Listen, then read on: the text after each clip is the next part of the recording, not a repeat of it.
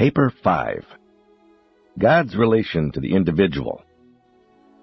If the finite mind of man is unable to comprehend how so great and so majestic a God as the Universal Father can descend from his eternal abode in infinite perfection to fraternize with the individual human creature, then must such a finite intellect rest assurance of divine fellowship upon the truth of the fact that an actual fragment of the living God resides within the intellect of every normal-minded and morally conscious Urantia mortal. The indwelling thought adjusters are a part of the eternal deity of the Paradise Father. Man does not have to go farther than his own inner experience of the soul's contemplation of this spiritual reality presence to find God and attempt communion with him. God has distributed the infinity of his eternal nature throughout the existential realities of his 6 absolute coordinates, but he may at any time make direct personal contact with any part or phase or kind of creation through the agency of his pre-personal fragments. And the eternal God has also reserved to himself the prerogative of bestowing personality upon the divine creators and the living creatures of the universe of universes, while he has further reserved the prerogative of maintaining direct and parental contact with all these personal beings through the personality circuit. 1. The approach to God.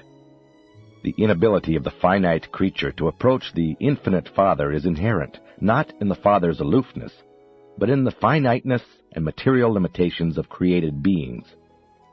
The magnitude of the spiritual difference between the highest personality of universe existence and the lower groups of created intelligences is inconceivable. Were it possible for the lower orders of intelligence to be transported instantly into the presence of the Father himself, they would not know they were there. They would there be just as oblivious of the presence of the Universal Father as where they now are. There is a long, long road ahead of mortal man before he can consistently and within the realms of possibility ask for safe conduct into the paradise presence of the Universal Father. Spiritually, man must be translated many times before he can attain a plane that will yield a spiritual vision which will enable him to see even any one of the 7 master spirits. Our Father is not in hiding. He is not in arbitrary seclusion. He has mobilized the resources of divine wisdom in a never-ending effort to reveal himself to the children of his universal domains. There is an infinite grandeur and an inexpressible generosity connected with the majesty of his love, which causes him to yearn for the association of every created being who can comprehend, love, or approach him. And it is therefore the limitations inherent in you, inseparable from your finite personality and material existence, that determine the time and place and circumstances in which you may achieve the goal of the journey of mortal ascension and stand in the presence of the Father at the center of all things. Although the approach to the paradise presence of the Father must await your attainment of the highest finite levels of spirit progression, you should rejoice in the recognition of the ever-present possibility of immediate communion with the bestowal spirit of the Father, so intimately associated with your inner soul and your spiritualizing self. The mortals of the realms of time and space may differ greatly in innate abilities and intellectual endowment. They may enjoy environments exceptionally favorable to social advancement and moral progress, or they may suffer from the lack of almost every human aid to culture and supposed advancement in the arts of civilization. But the possibilities for spiritual progress in the ascension career are equal to all.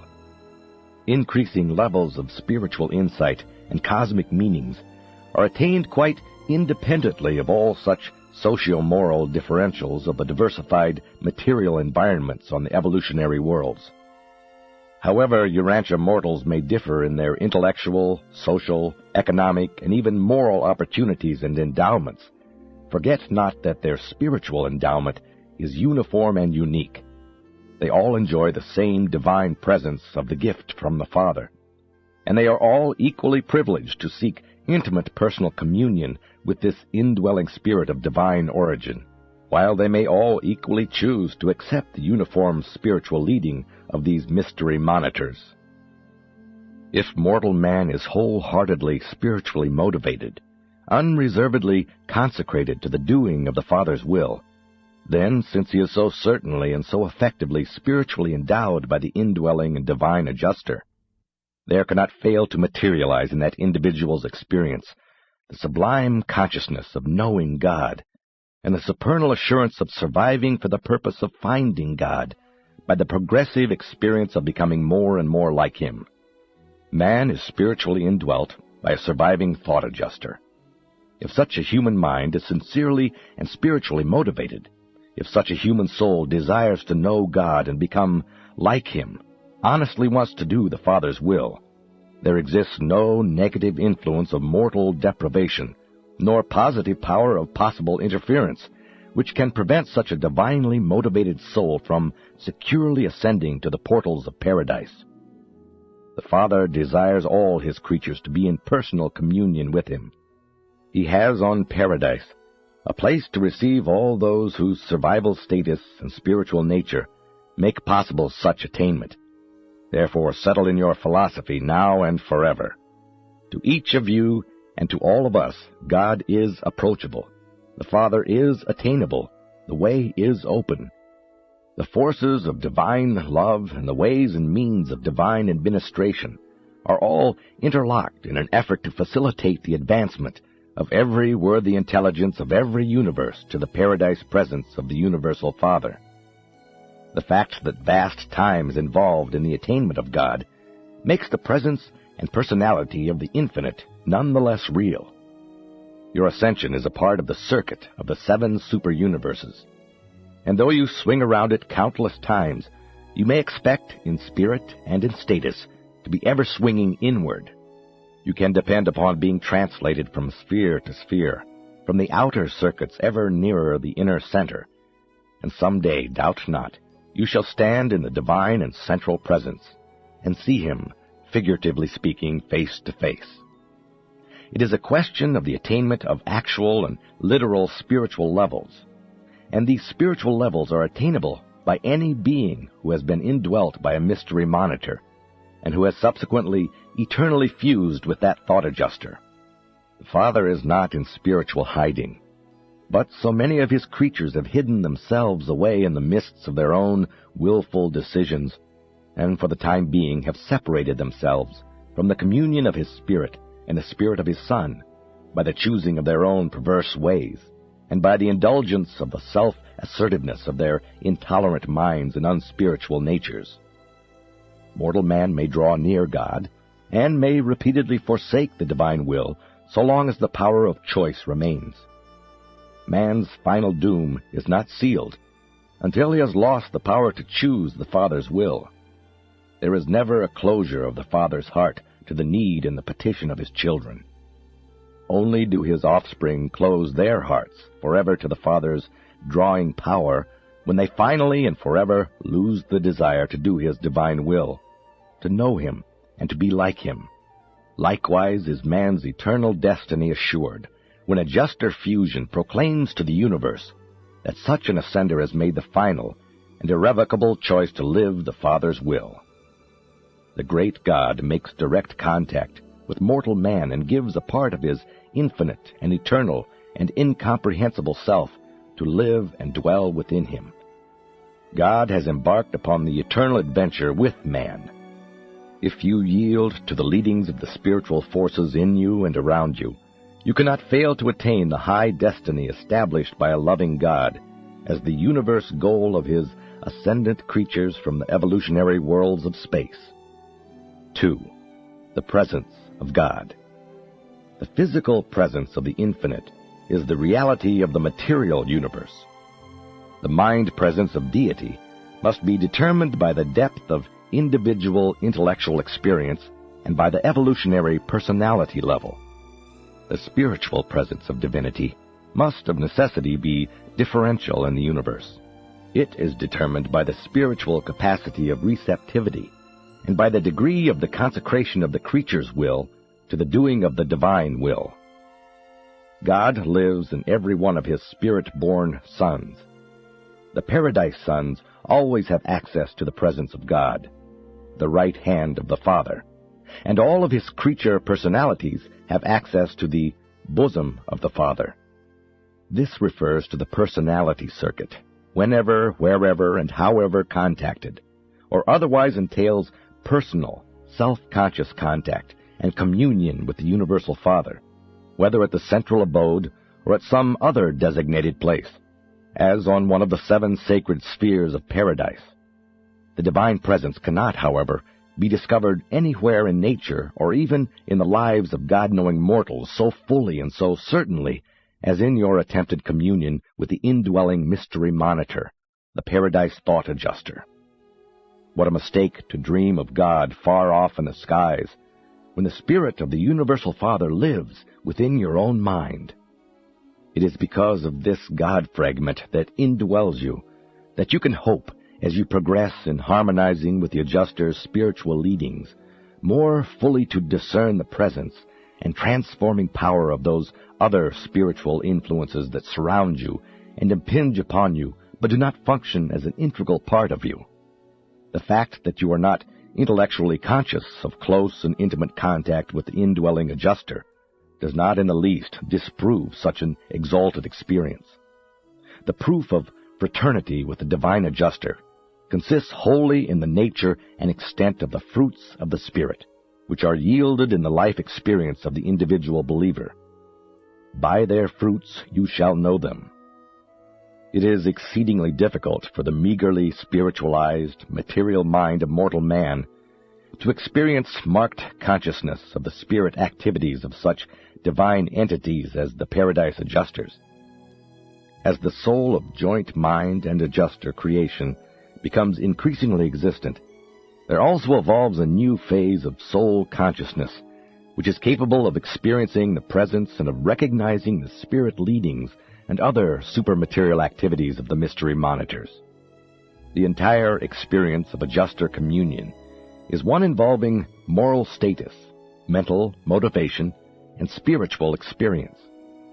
The self-realization of such an achievement is mainly, though not exclusively, limited to the realms of soul consciousness, but the proofs are forthcoming and abundant in the manifestation of the fruits of the Spirit in the lives of all such inner spirit contactors.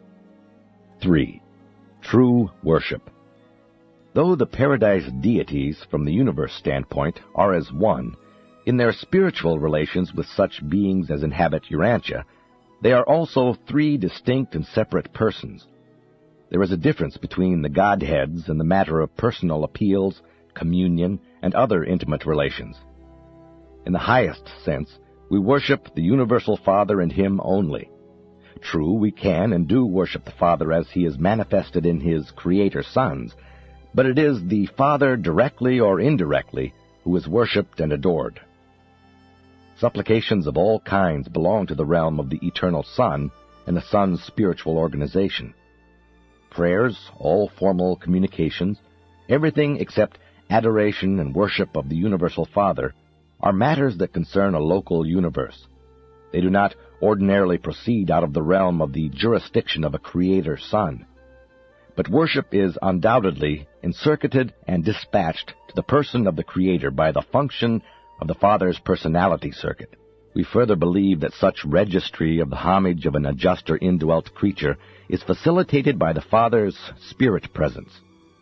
There exists a tremendous amount of evidence to substantiate such belief, and I know that all orders of Father fragments are empowered to register the bona fide adoration of their subjects acceptably in the presence of the Universal Father. The adjusters undoubtedly also utilize direct, pre-personal channels of communication with God, and they are likewise able to utilize the spirit gravity circuits of the Eternal Son. Worship is for its own sake. Prayer embodies a self or creature interest element. That is the great difference between worship and prayer. There is absolutely no self-request or other element of personal interest in true worship. We simply worship God for what we comprehend Him to be. Worship asks nothing and expects nothing for the worshiper. We do not worship the Father because of anything we may derive from such veneration. We render such devotion and engage in such worship as a natural and spontaneous reaction to the recognition of the Father's matchless personality and because of his lovable nature and adorable attributes. The moment the element of self-interest intrudes upon worship, that instant devotion translates from worship to prayer, and more appropriately should be directed to the person of the Eternal Son, or the Creator Son. But in practical religious experience, there exists no reason why prayer should not be addressed to God the Father as a part of true worship. When you deal with the practical affairs of your daily life, you are in the hands of the spirit personalities having origin in the third source and center. You are cooperating with the agencies of the conjoint actor. And so it is, you worship God, pray to and commune with the Son, and work out the details of your earthly sojourn in connection with the intelligences of the infinite Spirit operating on your world and throughout your universe.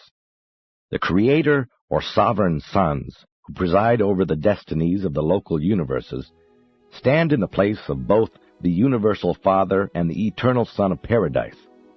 These universe sons receive, in the name of the Father, the adoration of worship, and give ear to the pleas of their petitioning subjects throughout their respective creations. To the children of a local universe, a Michael Son is, to all practical intents and purposes, God.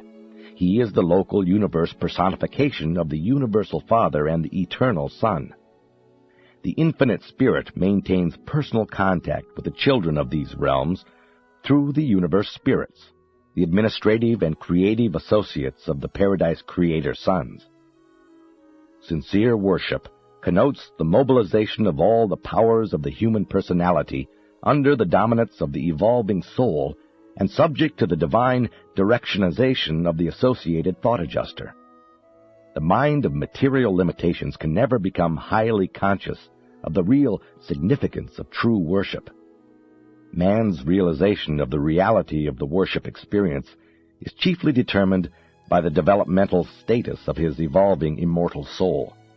The spiritual growth of the soul takes place wholly independently of the intellectual self-consciousness.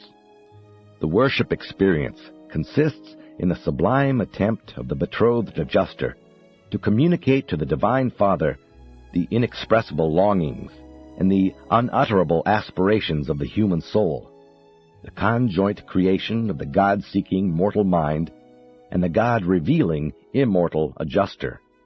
Worship is, therefore, the act of the material mind's assenting to the attempt of its spiritualizing self under the guidance of the associated spirit to communicate with God as a faith son of the Universal Father. The mortal mind consents to worship. The immortal soul craves and initiates worship. The divine adjuster presence conducts such worship in behalf of the mortal mind and the evolving immortal soul. True worship, in the last analysis, becomes an experience realized on 4 cosmic levels: the intellectual, the morantial, the spiritual, and the personal, the consciousness of mind, soul, and spirit, and their unification in personality. 4. God in religion. The morality of the religions of evolution drives men forward in the God quest by the motive power of fear. The religions of revelation allure men to seek for a God of love because they crave to become like him. But religion is not merely a passive feeling of absolute dependence and surety of survival. It is a living and dynamic experience of divinity attainment predicated on humanity service. The great and immediate service of true religion is the establishment of an enduring unity in human experience, a lasting peace, and a profound assurance. With primitive man, even polytheism is a relative unification of the evolving concept of deity. Polytheism is monotheism in the making. Sooner or later, God is destined to be comprehended as the reality of values, the substance of meanings, and the life of truth. God is not only the determiner of destiny, he is man's eternal destination. All non-religious human activities seek to bend the universe to the distorting service of self. The truly religious individual seeks to identify the self with the universe, and then to dedicate the activities of this unified self to the service of the universe family of fellow beings, human and superhuman. The domains of philosophy and art intervene between the non-religious and the religious activities of the human self. Through art and philosophy, the material-minded man is inveigled into the contemplation of the spiritual realities and universe values of eternal meanings. All religions teach the worship of deity and some doctrine of human salvation. The Buddhist religion promises salvation from suffering, unending peace. The Jewish religion promises salvation from difficulties, prosperity predicated on righteousness. The Greek religion promises salvation from disharmony, ugliness, by the realization of beauty. Christianity promises salvation from sin, sanctity. Mohammedanism provides deliverance from the rigorous moral standards of Judaism and Christianity. The religion of Jesus is salvation from self, deliverance from the evils of creature isolation in time and in eternity. The Hebrews based their religion on goodness, the Greeks on beauty. Both religions sought truth. Jesus revealed a God of love, and love is all-embracing of truth, beauty, and goodness. The Zoroastrians had a religion of morals, the Hindus a religion of metaphysics, the Confucianists a religion of ethics. Jesus lived a religion of service. All these religions are of value in that they are valid approaches to the religion of Jesus. Religion is destined to become the reality of the spiritual unification of all that is good, beautiful, and true in human experience. The Greek religion had a watchword, know yourself. The Hebrews centered their teaching on know your God. The Christians preach a gospel aimed at a knowledge of the Lord Jesus Christ. Jesus proclaimed the good news of knowing God and yourself as a son of God. These differing concepts of the purpose of religion determine the individual's attitude in various life situations and foreshadow the depth of worship and the nature of his personal habits of prayer. The spiritual status of any religion may be determined by the nature of its prayers. The concept of a semi-human and jealous God is an inevitable transition between polytheism and sublime monotheism. An exalted anthropomorphism is the highest attainment level of purely evolutionary religion. Christianity has elevated the concept of anthropomorphism from the ideal of the human to the transcendent and divine concept of the person of the glorified Christ. And this is the highest anthropomorphism that man can ever conceive. The Christian concept of God is an attempt to combine three separate teachings. 1. The Hebrew concept. God is a vindicator of moral values, a righteous God. 2. The Greek concept. God is a unifier, a God of wisdom. 3. Jesus concept. God is a living friend, a loving Father, the divine presence. It must therefore be evident that composite Christian theology encounters great difficulty in attaining consistency. This difficulty is further aggravated by the fact that the doctrines of early Christianity were generally based on the personal religious experience of three different persons: Philo of Alexandria, Jesus of Nazareth, and Paul of Tarsus. In the study of the religious life of Jesus, view him positively. Think not so much of his sinlessness as of his righteousness, his loving service. Jesus upstepped the passive love disclosed in the Hebrew concept of the Heavenly Father to the higher, active, and creature-loving affection of a God who is the Father of every individual, even of the wrongdoer. 5. The consciousness of God. Morality has its origin in the reason of self-consciousness. It is superanimal but wholly evolutionary.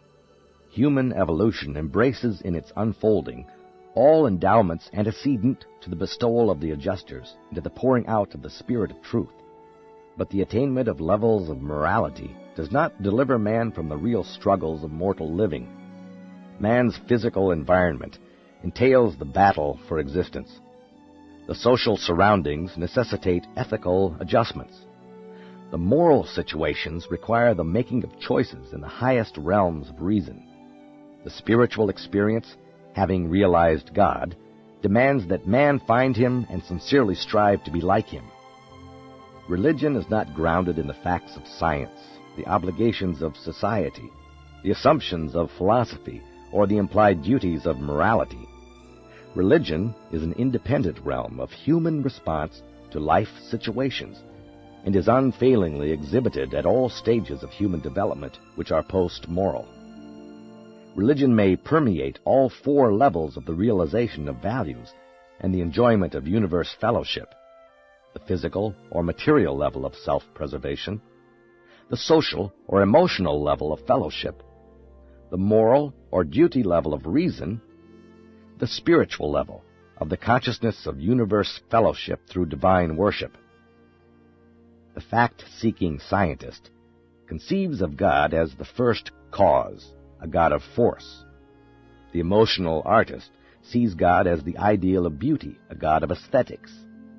The reasoning philosopher is sometimes inclined to posit a God of universal unity, even a pantheistic deity. The religionist of faith believes in a God who fosters survival, the Father in heaven, the God of love. Moral conduct is always an antecedent of evolved religion, and a part of even revealed religion, but never the whole of religious experience. Social service is the result of moral thinking and religious living. Morality does not biologically lead to the higher spiritual levels of religious experience. The adoration of the abstract beautiful is not the worship of God. Neither is exaltation of nature nor the reverence of unity the worship of God. Evolutionary religion is the mother of the science, art, and philosophy which elevated man to the level of receptivity to revealed religion, including the bestowal of adjusters and the coming of the Spirit of truth. The evolutionary picture of human existence begins and ends with religion, albeit very different qualities of religion, one evolutional and biological, the other revelational and periodical. And so, while religion is normal and natural to man, it is also optional. Man does not have to be religious against his will. Religious experience, being essentially spiritual, can never be fully understood by the material mind. Hence the function of theology, the psychology of religion.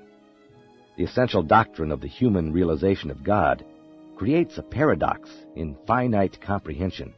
It is well nigh impossible for human logic and finite reason to harmonize the concept of divine immanence, God within and a part of every individual, with the idea of God's transcendence, the divine domination of the universe of universes. These two essential concepts of deity must be unified in the faith grasp of the concept of the transcendence of a personal God, and in the realization of the indwelling presence of a fragment of that God, in order to justify intelligent worship and validate the hope of personality survival. The difficulties and paradoxes of religion are inherent in the fact that the realities of religion are utterly beyond the mortal capacity for intellectual comprehension. Mortal man secures three great satisfactions from religious experience, even in the days of his temporal sojourn on earth. 1. Intellectually, he acquires the satisfactions of a more unified human consciousness. 2. Philosophically, he enjoys the substantiation of his ideals of moral values. 3. Spiritually, he thrives in the experience of divine companionship, in the spiritual satisfactions of true worship. God consciousness, as it is experienced by an evolving mortal of the realms, must consist of three varying factors, three differential levels of reality realization. There is first the mind consciousness, the comprehension of the idea of God. Then follows the soul consciousness, the realization of the ideal of God. Last dawns the spirit consciousness, the realization of the spirit reality of God. By the unification of these factors of the divine realization, No matter how incomplete, the mortal personality at all times overspreads all conscious levels with the realization of the personality of God. In those mortals who have attained the core of the finality, all this will in time lead to the realization of the supremacy of God, and may subsequently eventuate in the realization of the ultimacy of God, some phase of the absonite superconsciousness of the Paradise Father.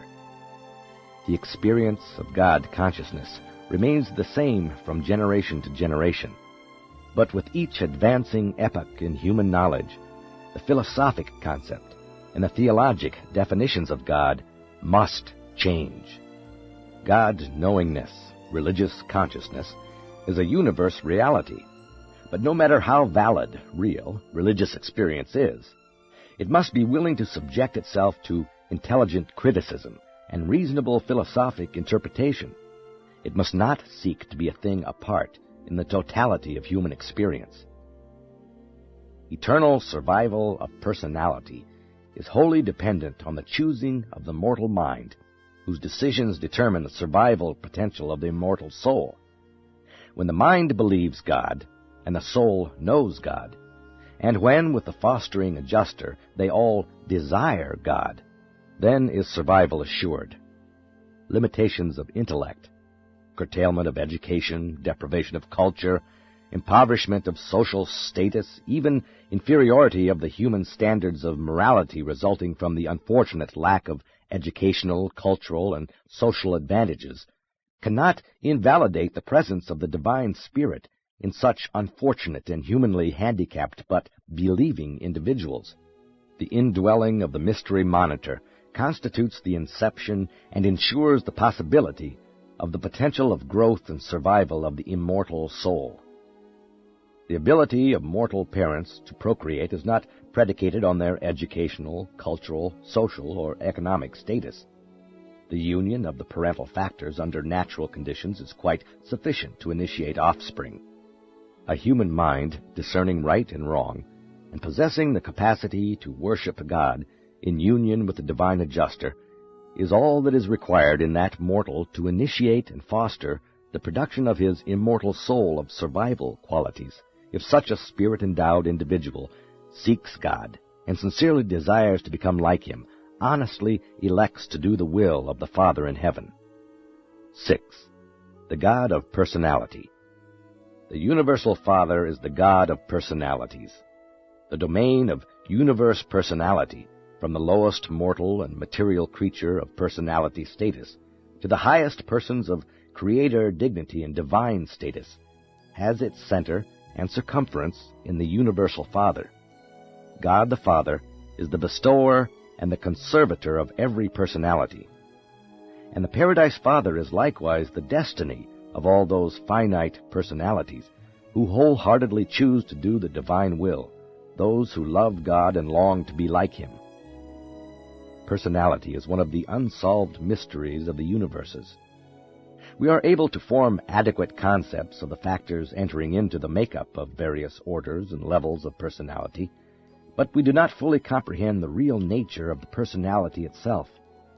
We clearly perceive the numerous factors which, when put together, constitute the vehicle for human personality, but we do not fully comprehend the nature and significance of such a finite personality.